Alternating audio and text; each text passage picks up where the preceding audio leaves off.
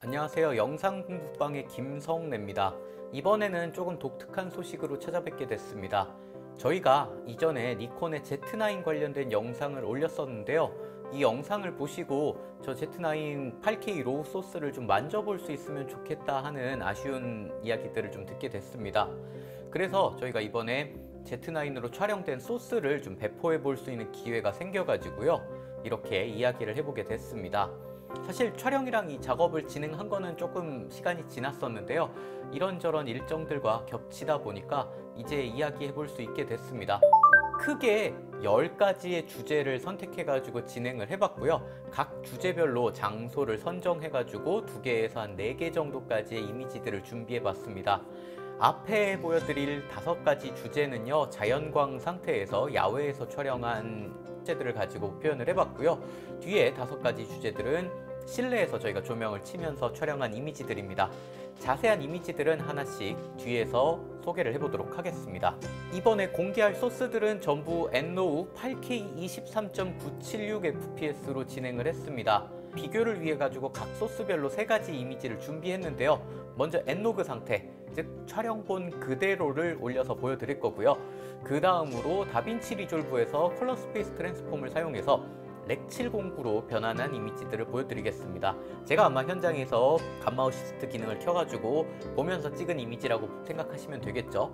그리고 마지막에 이제 렉 709와 조금 차이를 보여드리기 위해서 제가 추가적인 색보정 작업을 진행해 본 이미지도 같이 보여드릴 예정입니다. 이 소스들을 니콘의 나스에서 받아보실 수 있습니다. 나스의 주소와 아이디, 비번 등에 관해서는 이 영상에 댓글로 좀 고정해 두도록 하겠습니다. 나스에 들어가 보시면요, 제가 촬영한 10가지 주제들이 이렇게 폴더별로 정리가 되어 있는 것들을 보실 수 있고요. 각 폴더에 들어가 보시면 촬영한 로우 원본 소스 NEV 확장자로 올라가 있습니다. 그 외에 이번 유튜브에서 이야기해볼 그 로그 감마 상태, 렉 709 상태, 색 보정한 상태가 담긴 8K H265 444 10비트 파일이 있습니다. 여러분들이 지금 유튜브에서 보시긴 하지만 유튜브는 그 변환 특성상 화질이 이제 제대로 안 보일 수 있잖아요. 그러다 보니까 제가 보정한 것까지 그래도 가능하면 높은 화질로 보실 수 있게 이제 H265, 8K H265 파일을 준비해 놨고요. 그리고 여러분들이 사용하시는 컴퓨터의 사양에 따라서 재생이 어려운 경우가 많기 때문에 이것을 FHD H264로 변환해서 여러분들이 그냥 미리 보기처럼 빠르게 보실 수도 있게 해놨습니다. 이 이미지들은요, 저희가 촬영과 후반 작업을 진행했고요. 니콘에서 저작권과 초상권을 가지고 있는 만큼 사용자의 이익을 얻기 위한 목적, 그러니까 상업적인 용도로 사용하실 수 없습니다. 순수하게 개인적인 용도로만 사용하실 수가 있습니다. 이번 소스를 공개하게 된 이유가 일단 첫 번째로는 니콘의 그 Z렌즈로 촬영된 Z9의 소스가 궁금하셨던 분들께 촬영본이 어느 정도 퀄리티인지, 그리고 혹은 이런 소스들을 받아서 후반 작업에서 어느 정도까지 만져볼 수 있는지에 관한 궁금증을 해소시켜 드리기 위한 목적이 첫 번째가 될 거고요. 그 다음으로는 이제 색 보정을 공부하시는 분들께도 좀 도움이 됐으면 하는 바람이 있습니다. 제가 카페나 유튜브에 일부 소스를 공개로 올려놔서 여러분들이 만져보실 수가 있는데요. 그래도 만져볼 수 있는 소스는 다양할수록 좋잖아요. 8K 해상도의 로우 파일을 만져보시면서 그 주제에 따라서 연속성 작업을 하실 수 있는 주제도 있고요. 그 다음에 룩 작업을 해볼 수 있는 다양한 연습용 파일로도 사용해 보실 수 있습니다. 다만 공부를 하시는 경우에도 앞서 말씀드린 대로 이 파일을 여러분들 사용자의 이익을 얻기 위한 목적, 상업적인 용도로 사용하실 수 없습니다. 이 점 기억하셔서 순수하게 개인의 연습용 용도로만 사용하시고요. 어디 다른 데 올리거나 이러시면 안 됩니다. 자, 가장 먼저 작업한 주제로는요, 저희가 밝은 부분과 어두운 부분의 좀 대비를 보여드리고 싶었어요. 그러니까 다이나믹 레인지라는 얘기죠. 망원정에 가서 3가지 이미지를 준비해 봤고요. 해가 질 무렵에 가서 촬영한 이미지입니다. 이 공간에서는 전반적으로 밝고 어두움의 대비를 좀 보여드리고자 했습니다. 기본적으로 역광 상황이기 때문에 여러분들이 이제 다양한 접근들을 좀 해보실 수가 있겠죠. 충분한 비트 뎁스 때문에 개조가 깨지는 부분들을 크게 걱정하지 않으시고 다양한 이미지들을 만들어 보실 수 있을 겁니다. 지금 렉 709 상태, 그러니까 로그 감마 상태에서 제가 이런 이미지로 아마 보고 촬영을 했을 거고요. 그리고 이런 식으로 최종 보정을 진행을 했습니다. 뭐 그 외에 자, 지금 이런 이미지도 있죠. 지금 해가 지는 순간을 찍은 역광 이미지인데요. 여러분들이 충분한 비트 뎁스를 가진 소스를 만져보시는 거기 때문에 개조가 깨지는 부분을 크게 걱정하지 않고 다양한 이미지를 만들어 보실 수 있습니다. 지금 이 이미지에서 이제 기본적으로 촬영할 때는 이 정도로 보고 촬영을 했고요. 저는 조금 더 극적인 느낌을 내보고 싶어서 이런 식으로 색보정을 진행을 해봤습니다. 해가 지고 역광 상황에서 이제 난반사가 일어나게 됐는데요. 그래서 이런 난반사가 일어나는 모습들을 좀 보여드리고 싶어가지고 한번 이런 장면들도 제가 촬영을 진행해봤습니다. 이제 두 번째로 제가 이야기해보고 싶은 주제는 풍부한 개조 표현이었습니다. 그래서 해질 무렵에 하늘을 좀 찍어보고 싶다라는 생각을 했었는데요.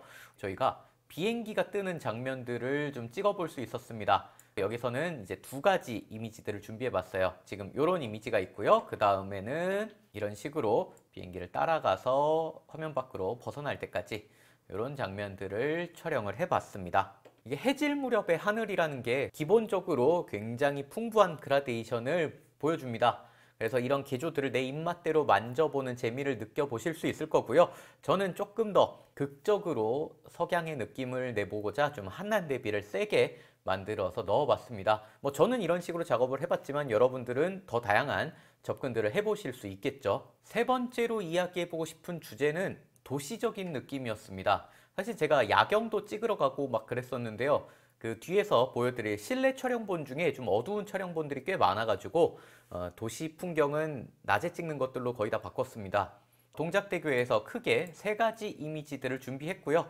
지금 보시는 것처럼 이제 그림자가 짧죠? 정오가 되기 전쯤에 촬영을 했습니다. 이 동작대교는요, 차와 지하철을 동시에 볼 수 있어서 평소에도 좀 재밌는 공간이다라는 생각들을 하고 있었고요. 지금 보시는 것처럼 이런 파란색의 철골 구조 역시 좀 독특한 느낌을 주는 것 같아서 촬영을 해보게 됐습니다.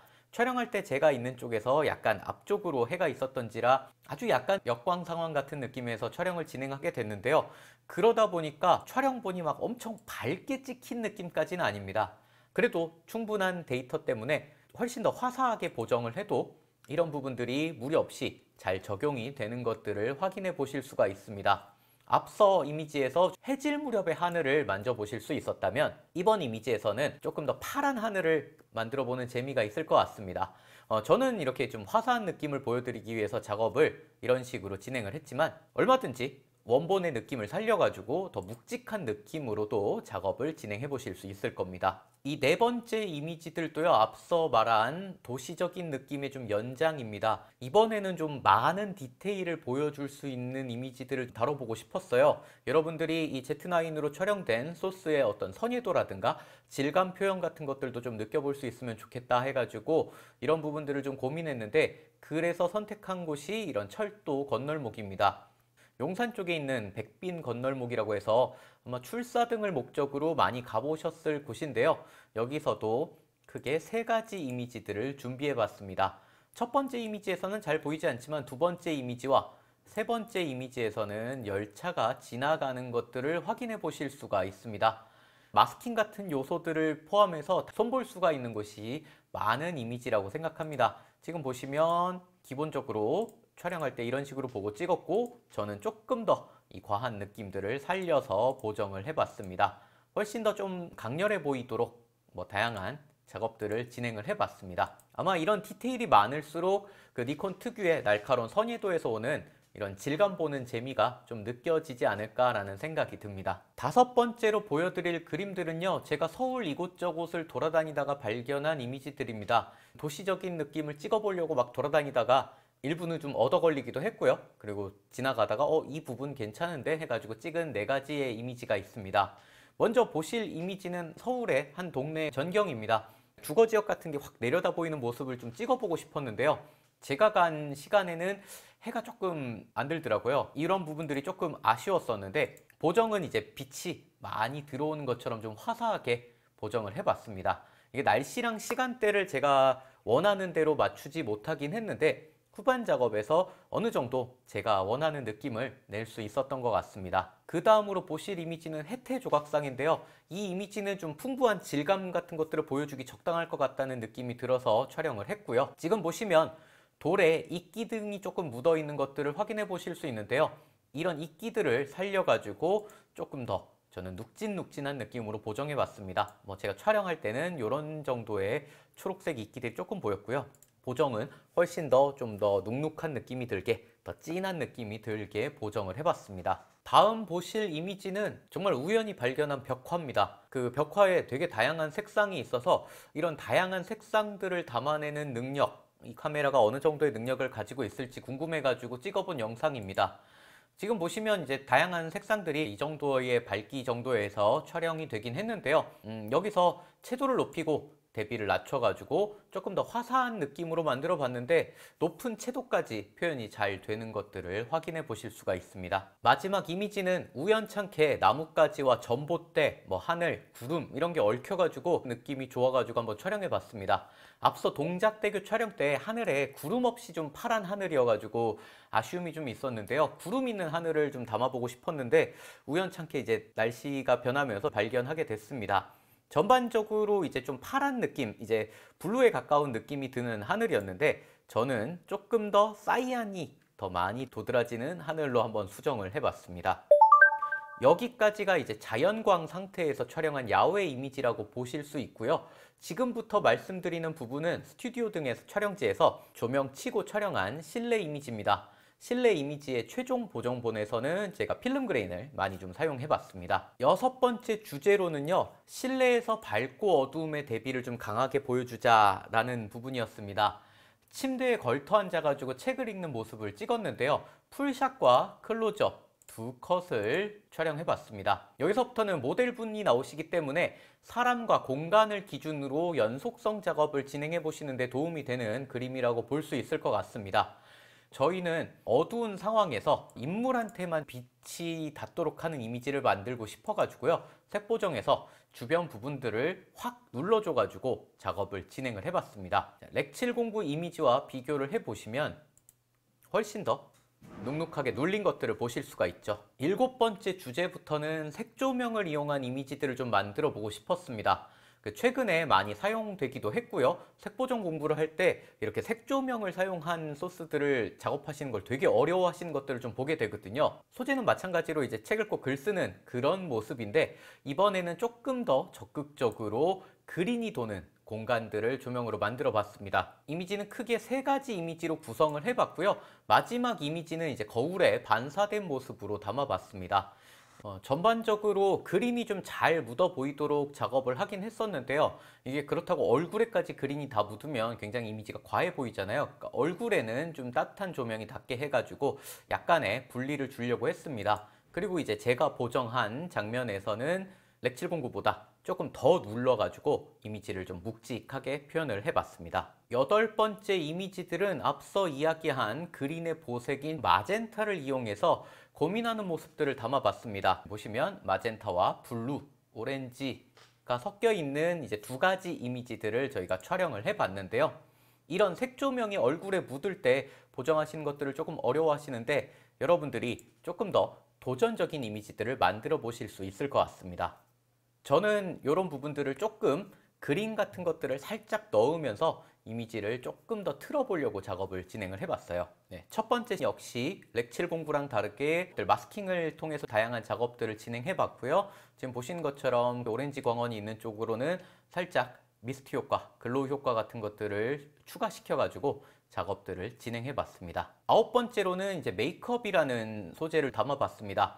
지금 보고 계시는 풀샷에서는 이제 얼굴을 직접 보여주지 않고 2개의 거울을 통해서 얼굴이 2군데서 보이면 어떤 식으로 보정을 해볼 수 있을까라는 점들을 한번 고민해 볼 수 있게 만들어 봤고요.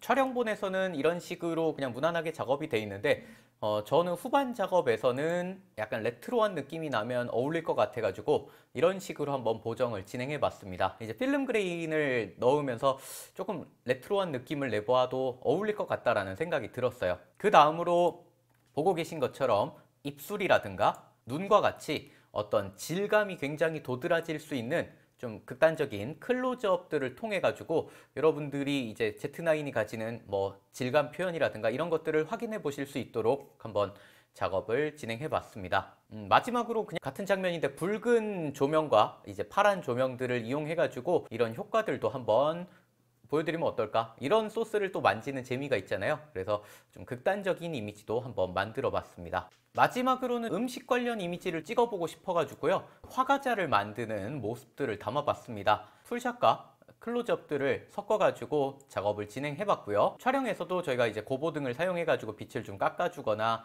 뭐 조금 더 하이라이트를 더 주거나 이런 작업들을 진행을 했었는데, 보정에서는 인물에게 더 강조되는 느낌들을 주고 싶어가지고 인물 쪽에는 조금 더 차가운 느낌이 돌게, 배경에는 약간 더 따뜻한 느낌이 돌게 이런 식으로 대비를 더 줘봤어요. 여러분들이 제가 만든 이미지들을 보시고 여러분들이 조금 더 추가적으로 나는 이런 접근을 해볼래, 아니면 혹은 나는 이런 접근을 해볼래 라는 것들을 해보시면 충분히 공부하시는 데 도움이 되지 않을까 싶습니다. 지금까지 이제 Z9의 다양한 소스들을 만져보시면서 이 카메라가 어떤 특징이 있구나라는 것들을 느껴보실 수 있는 분들이 계실 텐데요. 조금 더 자세히 알고 싶은 분들이시라면 제가 올려드리는 링크에 들어가셔서 직접 소스를 다운받으셔서 다빈치 리졸브에 한번 불러와서 작업을 해보셔도 될 것 같습니다. 그리고 참고로 이게 8K 소스이긴 하지만 여러분들이 8K로 출력하는 거는 상당히 무겁잖아요.